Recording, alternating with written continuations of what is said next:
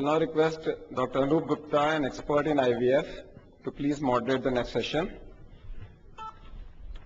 And with that, I'll again request Dr. Raina to please co-moderate the session of Dr. Kaveri Banerjee, who is going to talk about IVF, where we stand today.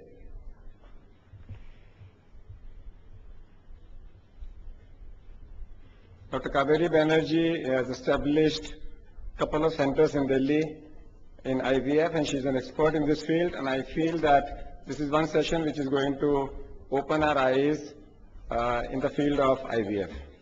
I'll request Dr. Anup to introduce the speaker and start the session. Good morning, everybody. And I want to congratulate Dr. K.K. Agarwal on this organization, and he has invited us on this podium. Now, today the speaker is Dr. Kaveri Banerjee. She is new to an IVF field in Delhi, but I appreciate her efforts, and she has established 2 units in Delhi. Now she is heading Max IVF, which is now going to be a very established center. So today she is going to talk, where do we stand today in IVF? Dr. Kaveri Banerjee. एक गाड़ी है 6745, उस गाड़ी का शीशा खुला हुआ है, कोई सामान ना निकाल ले. 6745. And we welcome Dr. Naresh Chawla, the President Delhi Medical Association, and I'll request him to, after this session, to come on the stage and speak a few words. Thank you, Chairpersons, and thank you, Dr. K.K. Agarwal, sir, for giving me this opportunity. Just give me 1 second to put on the slide.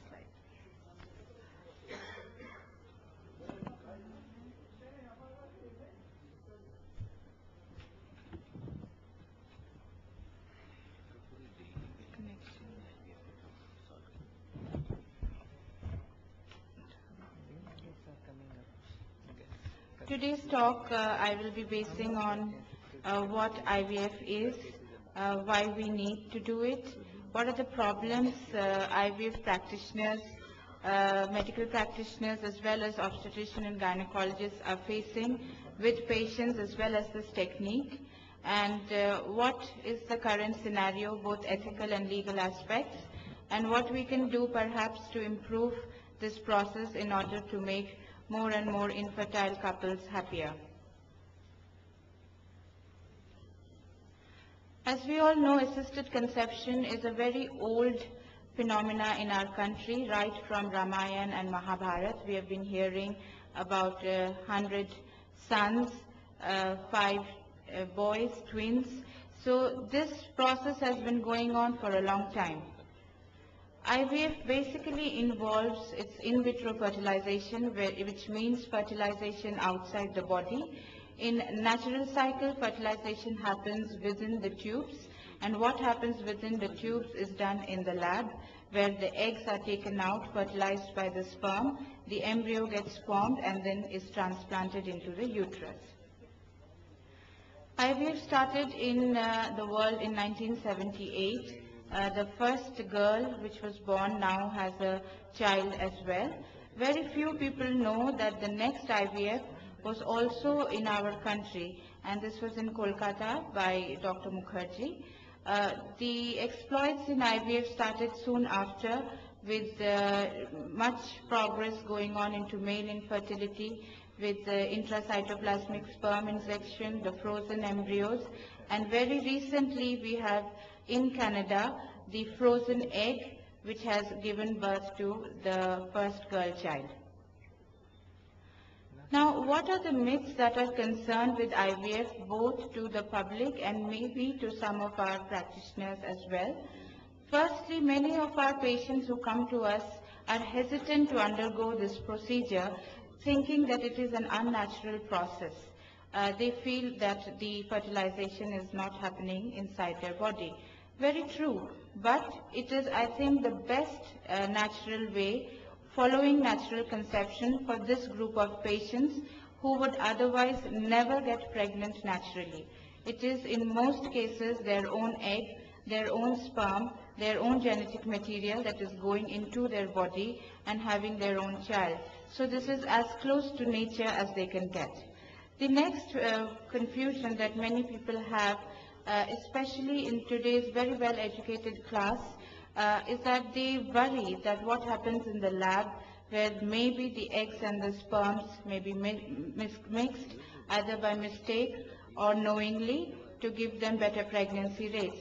However, in most labs, a very strict protocol of sperm identification, egg identification, and embryo identification is done to ensure that the gametes belonging to the couple is going back to the same couple.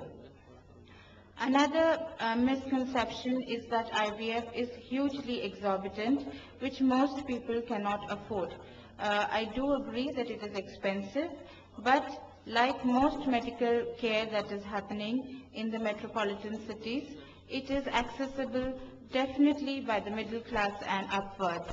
A normal IVF cycle in the city and in other cities also would cost anywhere between $1 lakh to 1.5, maybe sometimes less.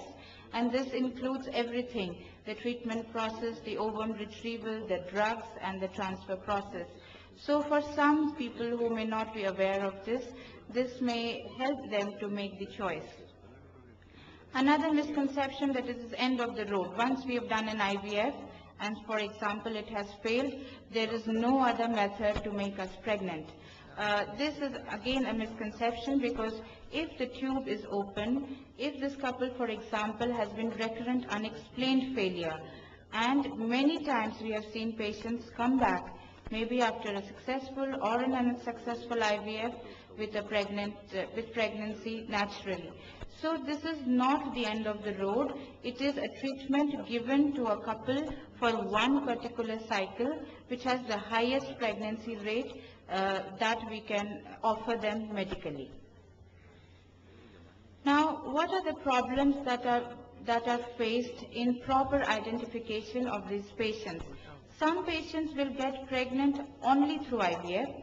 However, some might need just a little bit of counseling and guidance in the right direction to help them get pregnant. So this identification is very important.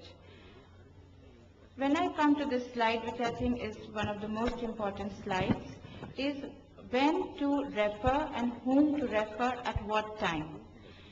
For example, if there is bilateral tubal blockage, there is no other way to get this lady pregnant apart from taking her eggs out, fertilizing outside, and putting the embryos inside.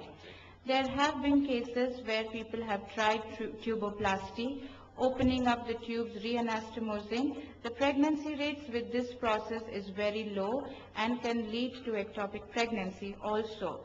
So in cases where the tubes are completely damaged, then in my opinion, and also in the scientific literature, tuboplasty is not a better option. However, IVF would give them a good pregnancy rate of 30% per cycle. Very low sperm count, Dr. Subramaniam has just elucidated very well when we need to offer assisted conception to men with sperm parameters which are deficient. For example, if the sperm count is less than 5 million and we give them antioxidants, we try IUI, we can give them for a limited period of time, maybe a year or so. But 99% this man will need IVF with ICSI. Ovarian failure. There are many women who are now coming to us after the age of 40. There are again women who are young, however are unfortunate to have ovarian failure, in which they do not have eggs of their own remaining in their ovaries. For this group, donor egg IVF is again another option. The next is irreversible endometrial damage. Women with absent uterus or uterus in which the endometrium lining is completely damaged. In spite of treating with medication, drugs, surgery, this womb is just